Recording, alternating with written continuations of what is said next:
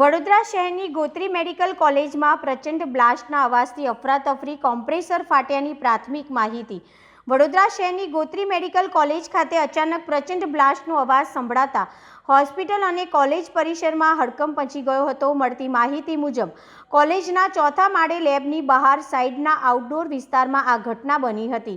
બ્લાસ્ટનો અવાજ એટલો તીવ્ર હતો કે સમગ્ર હોસ્પિટલ અને કોલેજના સ્ટાફ, વિદ્યાર્થીઓ તેમજ દર્દીઓ ભયભીત થઈ નીચે દોડી આવ્યા હતા. શરૂઆતમાં બ્લાસ્ટ ચોક્કસ કયા સ્થળે થયો તેની સ્પષ્ટ માહિતી નહોતી મળી, જેના કારણે થોડાક સમય ગભરાટનો માહોલ સર્જાયો હતો.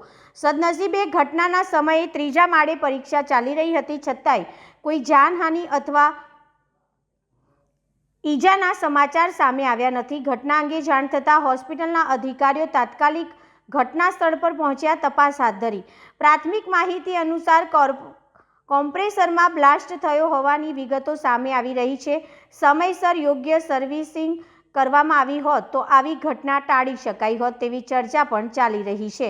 ઉનાળાની ઋતુ નજીક આવતા હોસ્પિટલ અને મેડિકલ કોલેજના મશીનરી અને સાધનોની નિયમિત સર્વિસ અને સુરક્ષા ચકાસણી કરવાની જરૂરિયાત પર ભાર મૂકવામાં આવી રહ્યો છે, જેથી ભવિષ્યમાં કોઈ મોટી હોનારત સર્જાય નહીં.